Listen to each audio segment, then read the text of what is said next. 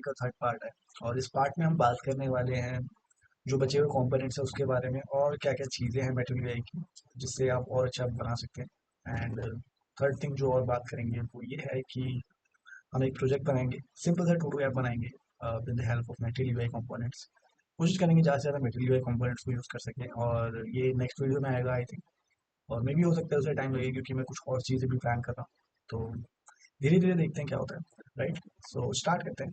तो मैंने पिछली वीडियो में सेलेक्ट तक आई थिंक हो गया था, और कहाँ गया सेलेक्ट। सो हमारे पास ये रहा सेलेक्ट। एंड तो मूव करते हैं नेक्स्ट वाले पे जो कि है स्लाइडर। तो स्लाइडर आपने बहुत जगह देखा होगा हमारी स्क्रीन पे कि हम ऐसे स्लाइड कर सकते हैं, ऐसा कुछ है, ठीक है। तो इसको बनाना भी बहुत ईजी है, राइट। सिंपली अगर आपको क्रिएट करना है तो मैं पिछले वाले होम कंपोनेंट चलते हैं एंड इसे स्टार्ट कर लेते हैं, ठीक है।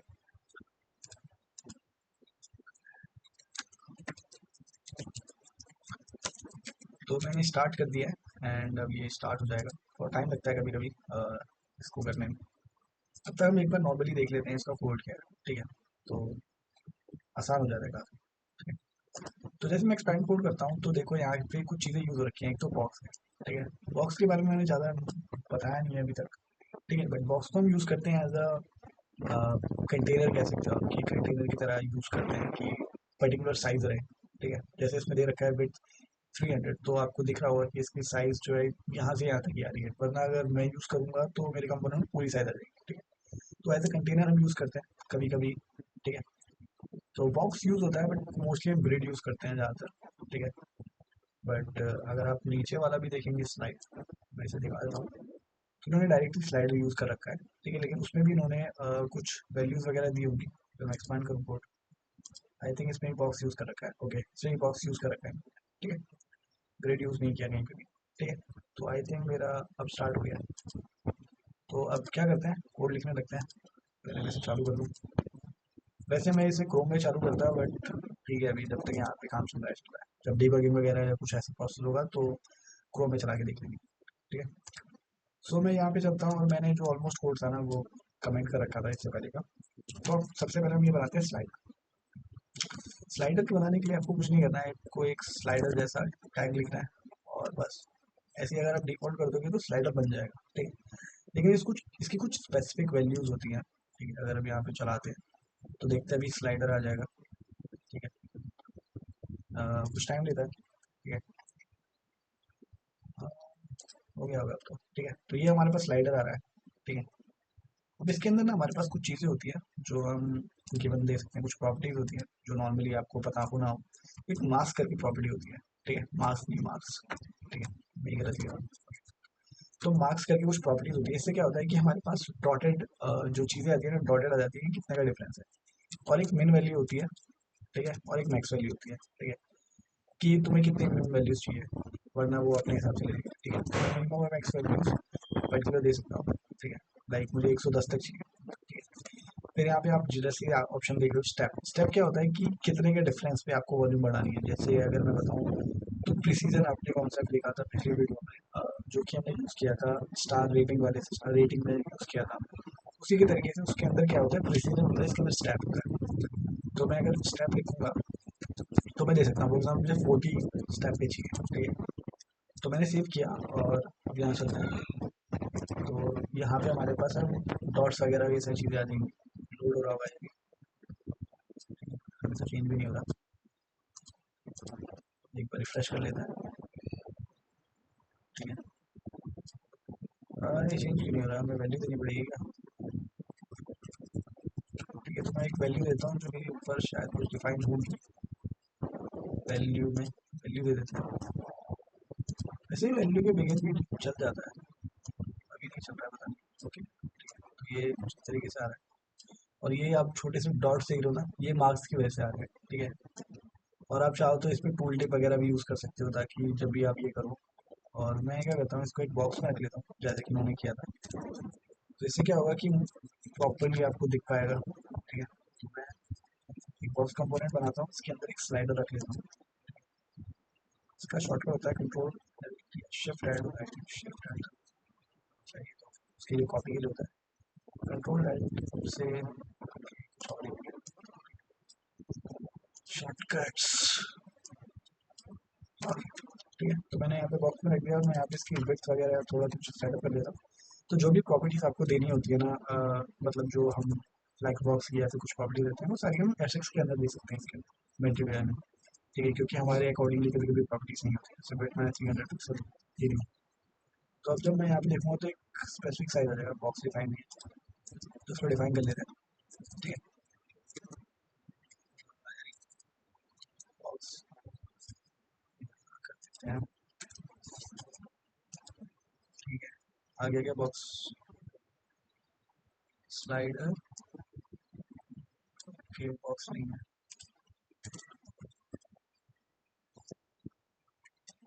सेव। और वार्निंग तो आ रही है बट वार्निंग से काम करता है। ठीक है, तो ये कुछ इस तरीके से होगा।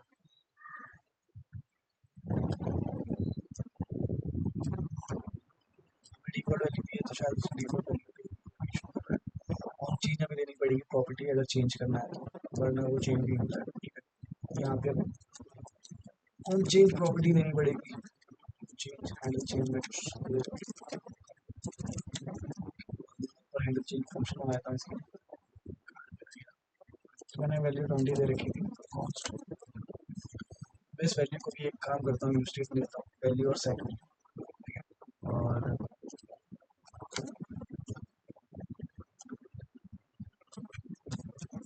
स्टेट, और यहाँ पे 20 वैल्यू देता हूँ डिफॉल्ट। ठीक है, और यहाँ पे मैं एक हैंडल चेंज फंक्शन बनाया था, हैंडल चेंज, और ये हमारे पास फंक्शन आ गया। हम सेट कर देंगे जो भी हमारे पास वैल्यू आएगी। एंड ठीक है, तो इस तरीके से हमने हैंडल चेंज फंक्शन बना लिया और अब आई थिंक ये चेंज हो पाएगा। ठीक है, तो ये कभी कोई डिफरेंस आ जाता है। ठीक है, और मैं अगर वहाँ पे जाके आपको दिखाऊँ ना मटेरियल पे, तो उन्होंने एक और चीज़ कर रखी है। जैसे यहाँ पे आपको 50 दिख रहा है, तो ये कैसे दिख रहा है? तो आप यहाँ पे जाओगे ना तो यहाँ पे वैल्यू लेबल डिस्प्ले ऑटो है, इसकी वजह से आपको दिख रहा है। तो अगर मैं ये वाली प्रॉपर्टी जाके कॉपी कर दूँ वहाँ पे, ठीक है, ये बहुत सारी प्रॉपर्टीज होती हैं। ठीक है, आपको पता होना चाहिए उसका मीनिंग क्या है बस। ये नहीं है कि आपको याद रखना है सब कुछ। ठीक है, याद रखोगे तो कितना याद रखोगे यार, हर चीज़ की प्रॉपर्टी होती है। आई थिंक रिफ्रेश पर दिख रहा हो तो पता भी नहीं चलेगा, थोड़ा सा नीचे कर देते हैं उसको। ठीक है, तो वेट मैंने मार्जिन टॉप दे देते हैं, टॉप से कितना 20 पिक्सल, ताकि इतना तो दिख जाए हमें। हाँ ठीक है, तो देखो यहाँ पर 20 दिख रहा है, अभी मैं थोड़ा और कर देता हूँ, 100 पिक्सल कर देता हूँ। ठीक है, तो अब आपको ढंग से दिखेगा कि जब मैं 2040 पे करूँगा। ठीक है, और अगर मैं प्रॉपर्टी हटा देता हूँ, ठीक है, कि कहीं ये ना लगे कि भाई इसी से आ रही है किसी और से आ रही है, तो ठीक है अब ये नहीं दिखेगी। ठीक है, तो ये प्रॉपर्टी होती है। आज ज़्यादा टाइम लग गया है कि प्रॉपर्टी बताने में। ठीक है, बट बॉक्स भी बतानी है इसके साथ साथ। नेक्स्ट प्रॉपर्टी पे मूव करते हैं, और नेक्स्ट प्रॉपर्टी हमारी है स्विच। ठीक है, आपने हर जगह देखा होगा, ये भी कुछ नहीं है, सिंपल चेकबॉक्स की तरह ही प्रॉपर्टी है। ठीक है, कुछ नहीं, आपको एक इंपोर्ट करना पड़ेगा स्विच। ठीक है, तो मैं यहीं पे बना देता हूँ स्विच। ठीक है, ओके, और सिंपल स्विच बना के देखते हैं कि क्या आता है। ठीक है, क्योंकि अब ये तो नहीं है कि हमें वहाँ पे मिल जाएगा वो डायरेक्टली, बट सिंपल स्विच बनाया तो ऐसा कुछ होता है। ठीक है, अब देखो चैट आएगा या नहीं आएगा, ये सारी चीज़ें जैसे हम उसके अंदर लिखते हैं ना चेक बॉक्स के अंदर, तो रिलेट करना सीखो। रिलेट करने से फ़ायदा क्या होगा कि अगर आपको एक प्रॉपर्टी याद है तो वो आपको दूसरी की भी याद दिलाती रहेगी। कि जैसे फॉर एग्जाम्पल स्विच और चेक बॉक्स को एक साथ को रिलेट कर रखा है कि इसमें चेक डालेंगे तो उसमें भी वही होगा। तो इससे क्या होगा कि आपको कई सारी चीज़ें याद रहेंगी, सिंपली एक ही चीज़ को याद रखें। ठीक है, फॉर एग्जाम्पल मैंने कंडीशन दी थी वैल्यू इक्वल टू अगर 2 के बराबर है, जो कि वैल्यू मैंने ऊपर 20 रखी हुई थी, अभी फिलहाल नहीं है वैल्यू हमारे पास, बट डिफॉल्ट वैल्यू 20 है। ठीक है, तो उसके बेसिस पे ये करेगा, वरना अगर आप डायरेक्टली चेक दे दोगे ना तो ये चेक ही आएगा। ठीक है, तो अगर मैं वहाँ पे जाके दिखाऊँ तो यहाँ पे ये चेक भी आ रहा है, तो मैं इसे चेंज नहीं कर पा रहा हूँ। क्यों? क्योंकि चेंज करने के लिए मैंने कोई कंडीशन ही दी है। ठीक है, तो या तो मैं कंडीशन दे दूँ या फिर मैं ऑन चेंज दे सकता हूँ प्रॉपर्टी। ठीक है, तो इन दो केसेस से हम स्विच की प्रॉपर्टीज को चेंज कर सकते हैं। और अगर आप इसके कोड को भी देखना जरूरी होता है, क्योंकि ये कुछ नई नई चीज़ें या प्रॉपर्टीज देते रहते हैं। ठीक है, जो हमें नहीं पता होती। ठीक है, क्योंकि तो एक्सपेंड करिए कोड पूरा, इसको भी समझो कि ये क्या कर रहे हैं। ठीक है, तो देखो यहाँ पे इन्होंने क्या किया है, एक डिफ कंपोनेंट यूज कर रखा है, और इस डिफ कंपोनेंट में अगर आप स्टिल कंपोनेंट में आप देखोगे ना तो डिफॉल्ट चेक दे रखा है। अगर आप चेक भी लगाओगे तो चलेगा, पर डिफॉल्ट चेक का मतलब होता है कि इनिशियली चेक आएगा। ठीक है, चेक का मतलब है कि चेक ही रहेगा। ठीक है, तो डिफरेंस है दोनों में। कहीं ऐसा ना हो कि आप चेक लगा के छोड़ दो फिर उसके बाद वो बदलेगा नहीं, वो चेंज नहीं होगा। ठीक है, तो डिफॉल्ट चेक का मतलब है कि इनिशियली चेक रहेगा। इसे एक बार ट्राई कर लेते हैं, ठीक है, तो अंडरस्टैंडिंग हो जाएगी।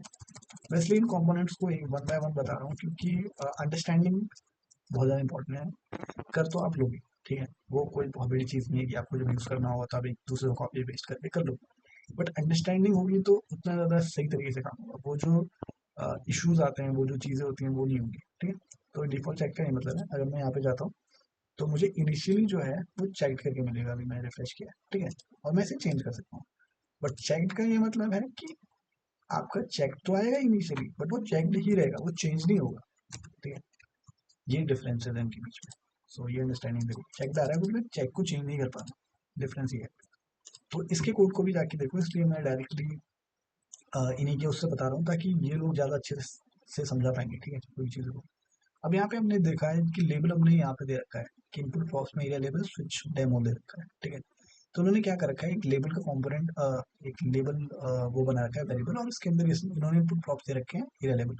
और हो क्या रहा है कि जब भी आप इसके अंदर लेबल डालोगे तो वो लेबल आ जाएगा। ठीक है, हम डायरेक्ट भी लेबल दे सकते हैं, तो कुछ नहीं है कि हमें भी ऐसे ही देना पड़ेगा। तो मैं, अगर मुझे लेबल देना है पर्टिकुलर किसी चीज़ का, स्विच का, तो मैं डायरेक्टली दे सकता हूँ। ठीक है, मैंने यहाँ पे जैसे लेबल चेक दे दिया। ठीक है, तो यहाँ पे देखते हैं हम क्या आ रहा है। तो अभी रिफ्रेश हो रहा होगा, एक बार मैं रिफ्रेश कर देता हूँ। ठीक, तो कुछ भी नहीं आ रहा है। But I think area label ही लिखने से होगा। ठीक है, एरिया लेबल सही है या नहीं मुझे भी नहीं पता एक्चुअली। तो वहाँ पे देखेंगे अगर, कहाँ गया ये रहा। तो यहाँ पे जब हम कोड देख रहे हैं ना तो लेबल लिखा हुआ आ रहा है। ठीक है, तो इन्होंने यार यहाँ पे क्या कर रखा है, एरिया लेबल दे रखा है। तो एरिया लेबल और स्विच टाइम दे रखा है। और यहाँ पे लिखा आ रहा है क्या, अगर मैं यहाँ पे देखूँ तो यहाँ पे भी कुछ लिखा हुआ नहीं आ रहा है। ठीक है, तो इस एरिया लेबल से ये नहीं हो रहा, बट यहाँ पे लिखा हुआ है। तो इन्होंने क्या है, फ्रॉम ग्रुप के अंदर लिखा हुआ है। ठीक है, तो जैसे हमने चेकबॉक्स वाला यूज़ किया था ना, फ्रॉम कंट्रोल और फिर उसके अंदर, ऐसे हम फ्रॉम कंट्रोल लेबल के अंदर ये चीज़ यूज़ कर सकते हैं। ठीक है, ताकि लेबल लिखा है, क्योंकि लेबल इंपॉर्टेंट है। अब आपको बताना होगा ना कि चेकबॉक्स कह रहा हूँ, स्विच किस चीज़ के लिए हो रहा है। तो अगर मुझे पर्टिकुलर चाहिए तो मैं क्या करूँगा, इसके अंदर मैं लिख के, अब उन्होंने मल्टीपल यूज़ किए थे तो उन्होंने फॉर्म ग्रुप यूज़ किया था, बट मैं अगर एक ही यूज़ करना चाहूँ तो मैं डायरेक्टली लिख सकता हूँ फॉर्म कंट्रोल लेबल। ठीक है, और इसके अंदर मैं लिख सकता हूँ कंट्रोल के अंदर में चेकबॉक्स, चेकबॉक्स का स्विच। ठीक है, जैसे मैंने चेकबॉक्स का यूज़ किया था, और फिर मैं यहाँ पे लेबल लिख सकता हूँ। तो मैं जो भी लेबल लिखूंगा वो लेबल वहाँ पे शो होगा, क्योंकि लेबल तो शो करना जरूरी है ना। क्योंकि लेबल शो नहीं करेंगे तो पता क्या चलेगा कि किस चीज़ के लिए है ये। ठीक है, मैंने ये यहाँ पे स्विच ऑन ऑफ लगा दिया, फॉर एग्जाम्पल थीम के लिए है। तो मैं यहाँ पे डार्क, यहाँ पे कंडीशन या तो डार्क दिखाऊं या फिर लाइट दिखाऊं, कुछ तो लिखना पड़ेगा ना, वरना पता कैसे चलेगा उसको, जो यूज़र है उसको पता कैसे चलेगा कि ये किस लिए है। ठीक है, तो यहाँ पे डार्क मोड, लाइट मोड जो भी है वो लिख दो, तो उसके अकॉर्डिंग आप लेवल चेंज कर सकते हो डायरेक्टली यहाँ पे एक यूज स्टेटमेंट बना के कि चेंज हो रही है तो। ठीक है, वो आपको पता है, जावास्क्रिप्ट तो आती है। ठीक है, बाकी ये मेन मेन चीज़ है। नेक्स्ट मूव करें तो टेक्स्ट फील्ड है। टेक्स्ट फील्ड में ऑलरेडी बता चुका हूँ कि ये इनपुट बॉक्स की तरह ही होता है। ठीक है, इसके अंदर तीन वेरिएंट है हमारे पास जो कि डायरेक्टली दिख रहा है, एक आउटलाइन है, एक फील्ड है और स्टैंडर्ड है। ठीक है, क्या डिफरेंस है, देखो स्टैंडर्ड, आउटलाइन और फील्ड कुछ नहीं है। आप एक टेक्स्ट फील्ड हो, देखो सबसे ज़्यादा अगर कोई चीज़ सीख सकते हो तो ये, अंडरस्टैंडिंग के लिए ठीक है वीडियो, बट आपको खुद करना पड़ेगा। ठीक है, ऐसा नहीं है कि सब कुछ अपने आप हो जाएगा। तो एक वेरिएंट करके होता है। ठीक है, उसमें डालो आउटलाइन और इसे कॉपी करो 3 बार। ठीक है, मैंने 3 बार कॉपी किया, और अब मैं यहाँ पे 3 चीज़ बना रहा हूँ, एक तो आउटलाइन होता है, एक कंटेंट होता है, और एक होता है स्टैंडर्ड। ठीक है, तो मैं स्टैंडर्ड भी लिख देता हूँ। ठीक है, स्टैंडर्ड, तो मैंने ये तीनों लिख दिए, टेक्स्ट फील्ड और फील्ड होता है और एक स्टैंडर्ड होता है। ज़्यादा लिखा हमने प्रिंट। ठीक है, किसी को भी याद नहीं रहती चीज़ें। ठीक है, तो ये मत सोचना कि मुझे याद नहीं है, किसी को भी याद नहीं है। ठीक है, सब कॉपी पेस्ट करते हैं, क्योंकि यार ये लाइब्रेरी इसलिए है कि कॉपी पेस्ट किया जा सके। अब उसमें भी याद रखोगे सारी चीज़ें तो दिक्कत हो जाएगी। ठीक है, शायद इंपोर्ट नहीं है टेक्स्ट फील्ड, तो मैं इसे इंपोर्ट कर लेता हूँ। ठीक है, और मैं यहाँ पे चलता हूँ, मुझे लगता नहीं है टेक्स्ट फील्ड तो इंपोर्ट होनी चाहिए। कुछ और इशूज आ रहा है, M U I name, candidate copies of reading नहीं, undefined reading, M U I name, M U I name मैंने कहाँ यूज़ किया है?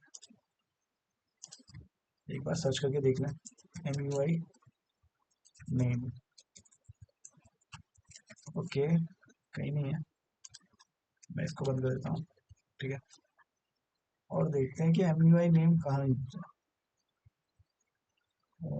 कहीं तो नहीं लग रहा मुझे, तो एरर आ कैसे रहा है। Can not gate properties of undefined reading MUI name. एक बार रिफ्रेश करें, एरर अभी भी वही आ रहा है। हमने किसी चीज़ में ऐसा कर दिया क्या। ऊपर का कोड पूरा कमेंटेड है, या तो इंपोर्ट के अंदर कोई इशू है। MUI नेम तो कहीं दिख नहीं रहा है। टेक्स्ट फील्ड इंपोर्टेड है, परफेक्ट है, यहाँ पे कुछ दिक्कत नहीं लग रही। यहाँ कुछ तो नहीं है। नहीं है। यहाँ पे भी एरर नहीं है। ओके, हो सकता है कि अपने जो वेरिएंट की प्रॉपर्टी डाली है उसके अंदर कुछ हमने गलत डाल दिया हो। ठीक है, तो ये सारी चीज़ें आपको तभी पता चलेगी जब आप देखोगे। ठीक है, बिल्ड स्टैंडर्ड, ठीक है, वेरिएंट आउटलाइन। ओके, वेरिएंट की जो स्पेलिंग आ रही है ना वो स्मॉल में आ रही है, तो हो सकता है MUI ने उसी के लिए कह रहा हो। ठीक है, तो यहाँ पे तो स्मॉल में डाली है, बट यहाँ पे कैपिटल में डाल दी मैंने। ठीक है, और अब हम यहाँ पे देखेंगे तो आई थिंक चलेगी, है ना। देखा, तो वही अंडरस्टैंडिंग होगी तो एक एक चीज़ समझ आएगी आपको कि क्या चीज़ है। बट अगर अंडरस्टैंडिंग नहीं होगी तो सब गड़बड़ हो जाएगा। ठीक है, नेक्स्ट मूव करते हैं हम ट्रांसफर लिस्ट पे। ठीक है, अब ट्रांसफर लिस्ट क्या है, देखो, इसमें क्या कर सकते हैं हम, मल्टीपल वैल्यूज को इधर उधर भेज सकते हैं।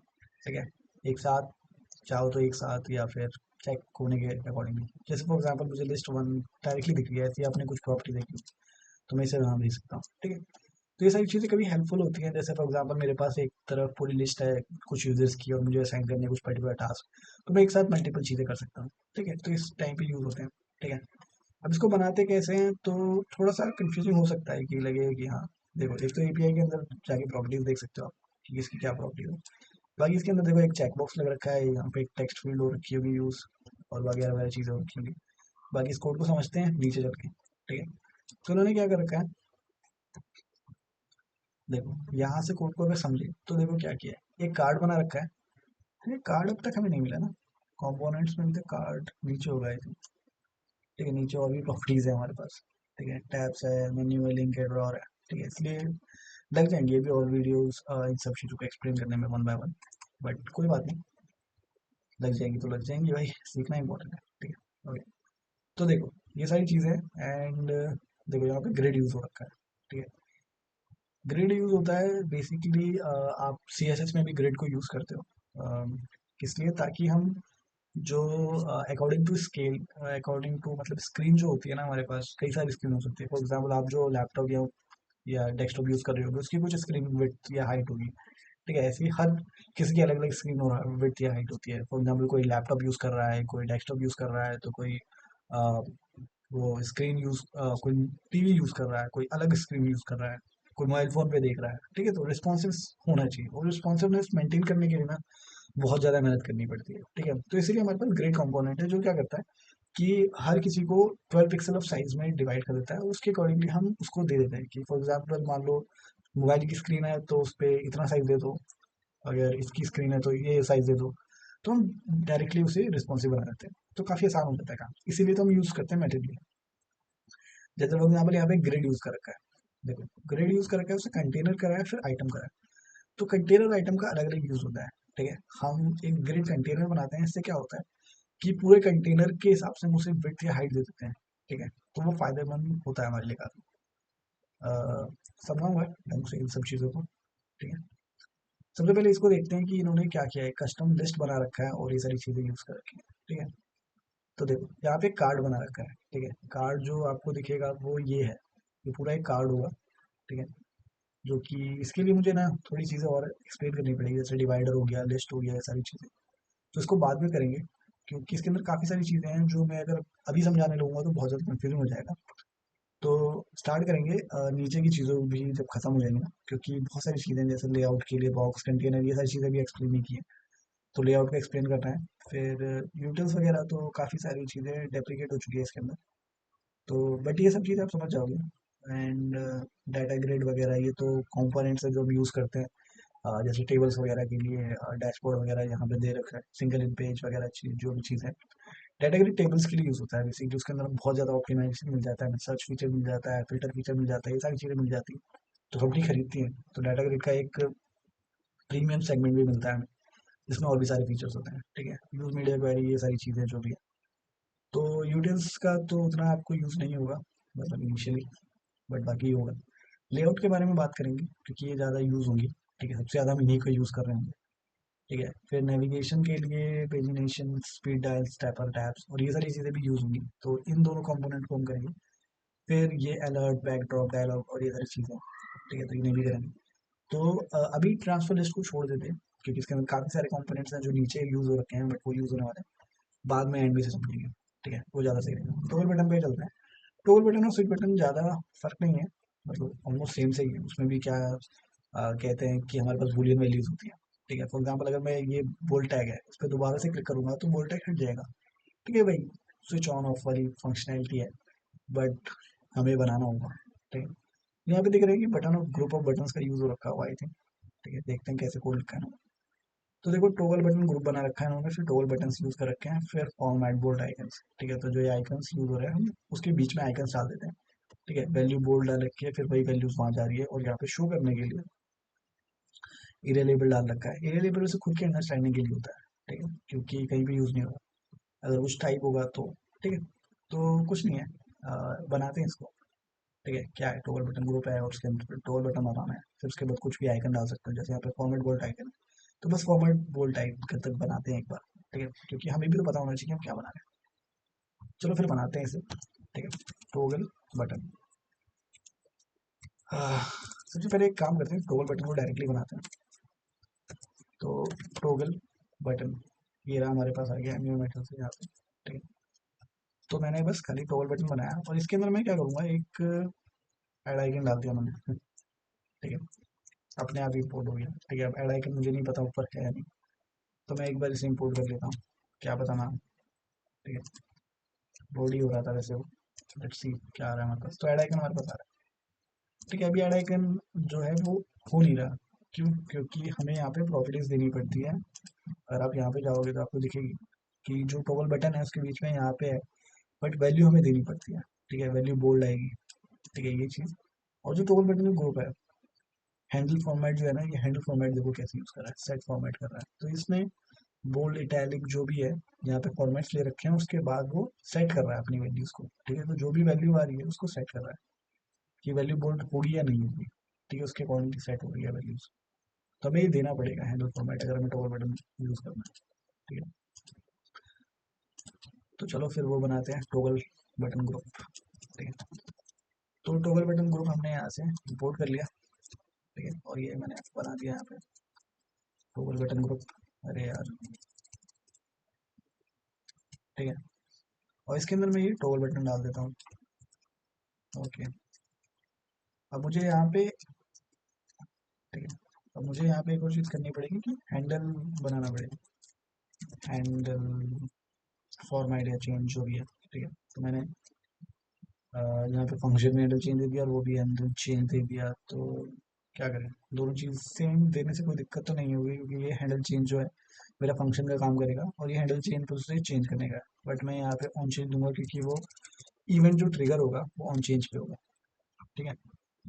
और यहाँ पे इन्होंने, आई थिंक यहाँ पे इन्होंने ऑन चेंज नहीं दे रखा है, यहाँ पे इन्होंने दे रखा है ऑन चेंज नहीं दे रखा है, ठीक है, नहीं तो मेरा नहीं चलता, ठीक है। और ऑलरेडी हमने हैंडल चेंज यूज़ कर रखा है, बट हमें कोई और वेरिएबल यूज़ करना पड़ेगा। हैंडल चेंज में टोगल लिख देता हूँ, टोगल, ठीक है।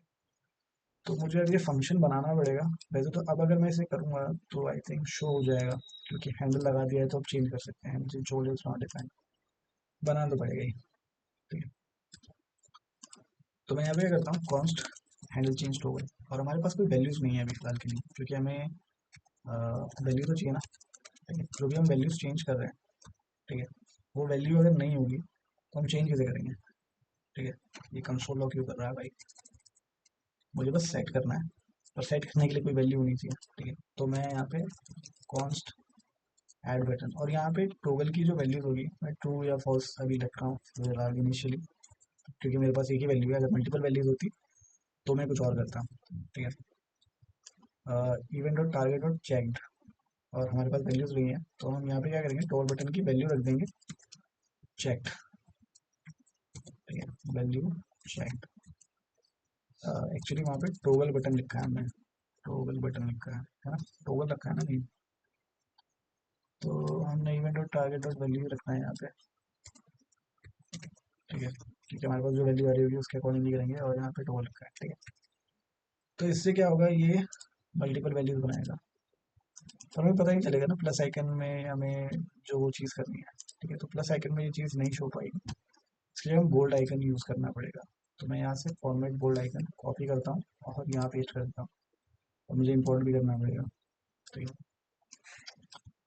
ये मैंने किया और सारी चीज़ कर दी, और तो कुछ नहीं किया। ठीक है, और ये मुझे इंपोर्ट करना पड़ेगा आइकन, सेव किया, और अब मैं यहाँ पे चलता हूँ। कह रहा है format bold icon is not defined. यार अभी तो इंपोर्ट किया है,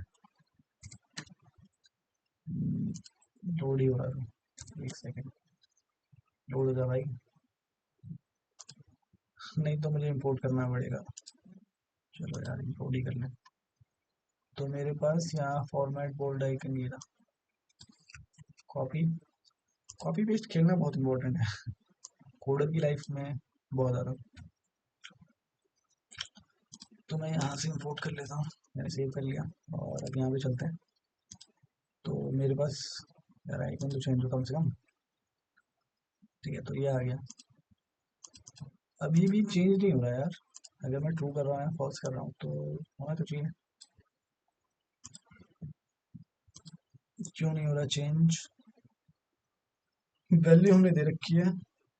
ठीक है, handle format value formats, okay value format भी देना पड़ेगा यार यहाँ पे। ओके, तो देना पड़ेगा, लेट्स सी।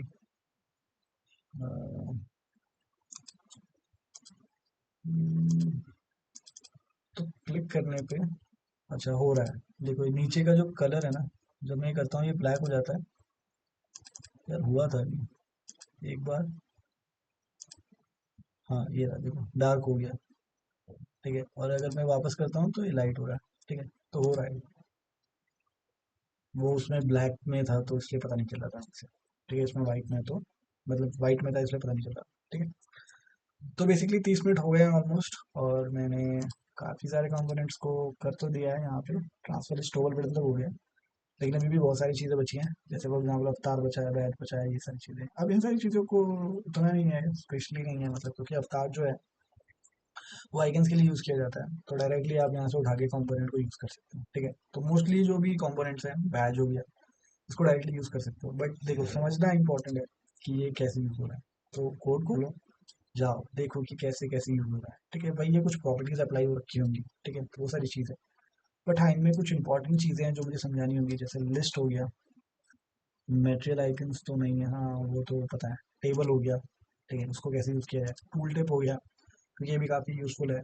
ठीक है, कुछ तो आपको आसानी समझ आएगा, टाइपोग्राफी। ठीक है, टाइपोग्राफी आई थिंक मैंने स्टार्टिंग वाली वीडियो में बताया था टाइपोग्राफी की, कि हम इसे कंपोनेंट हेडिंग वगैरह के लिए यूज़ कर सकते हैं, अगर सिंपली डायरेक्टली दे देंगे तो बॉडी बॉडी क्या पैराग्राफ की तरह यूज़ हो जाता है। ठीक है, तो मैंने ऑलमोस्ट बता रखा है, बट वन बाय वन चलेंगे तो ज़्यादा इंपॉर्टेंट रहेगा, कि हमारे लिए अंडरस्टैंडिंग में ज़्यादा होगी। और फ़ायदा क्या है मटेरियल का, सबसे ज़्यादा यही है कि रिस्पॉन्सिव जो वेबसाइट डिज़ाइन बनानी होती है ना, जैसे आजकल जो मोस्टली वेबसाइट्स बनती हैं वो ऐप के लिए भी बनती है, मोबाइल के लिए भी बनती है। ऐप क्या है भाई, मोबाइल के लिए बनती है, हर स्क्रीन के लिए ऑलमोस्ट ऑप्टिमाइज होती है। तो इसमें क्या है, हमारे पास सी एस एस जो होती है ना, बहुत कंफ्यूजिंग चीज़ है, क्योंकि अगर आपको लगता है कि सी एस एस बहुत आसान है, हाँ स्टार्टिंग में लग सकता है, बट जब आप पूरी वेबसाइट बनाते हो और उसको रिस्पॉन्सिव करते हो एक से वेबसाइट, और मीडिया क्वेरीज लिखोगे एक के बाद एक, और पता नहीं क्या, और फिर कौन सी कहाँ दूसरे पे इंटरफेयर करेगी, क्योंकि ग्लोबल सी एस एस में कुछ फाइल्स होती हैं, कुछ आपकी जो डायरेक्टली फाइल्स होती हैं उसके अंदर होती हैं, तो बहुत ज़्यादा इश्यूज आते हैं। ठीक है, और उनको पूरा ऑप्टिमाइज़ करना बहुत मुश्किल हो जाता है, कभी कहीं कोई चीज़ और बिगड़ रही है एक चीज़ की वजह से। तो उस टाइम पे हम बहुत ज़्यादा यूज़ होता है कंपोनेंट्स का, क्योंकि वो ऑप्टिमाइज़ मिलते हैं हमें। अगर कोई चीज़ चेंज करनी है, या कोई भी प्रॉपर्टी चेंज करनी है, तो आप डायरेक्टली एसएक्स से चेंज कर सकते हो डायरेक्टली, और वो सिर्फ एक कंपोनेंट में चेंज होगा, ना कि पूरी स्क्रीन पे चेंज आ जाएगा। क्योंकि फॉर एग्जाम्पल अगर आप सोचो मैं div H1 tag D1 tag और ये सारी चीज़ों से पूरी चीज़ें बनाने लग जाऊँ, मतलब अगर मुझे अवतार भी बनाना हो, तो मुझे एक पूरा कितने लाइन्स ऑफ कोड लिखने पड़ेंगे, फिर उसके अंदर उसकी प्रॉपर्टीज डालनी पड़ेगी, उसके लिए एक CSS फाइल लिखनी पड़ेगी, और भी बहुत सारी चीज़ें करनी पड़ेगी, और फिर भी वो ऑप्टिमाइज नहीं आएगी पूरी तरीके से। और जो मैं फंक्शनैलिटी उसके अंदर जानने की कोशिश कर रहा हूँ वो मुझे स्टार्टिंग से बनानी पड़ेगी सब कुछ। और अगर उसमें थोड़ा सा भी इधर उधर हुआ है या मैं फंस गया तो बहुत सारी दिक्कतें आ जाएंगी, तो इसलिए हम यूज़ करते हैं कंपोनेंट। आई थिंक मैं ये सारी चीज़ें एक्सप्लेन कर चुका हूँ फर्स्ट वीडियो में। So thank you guys, thanks for watching.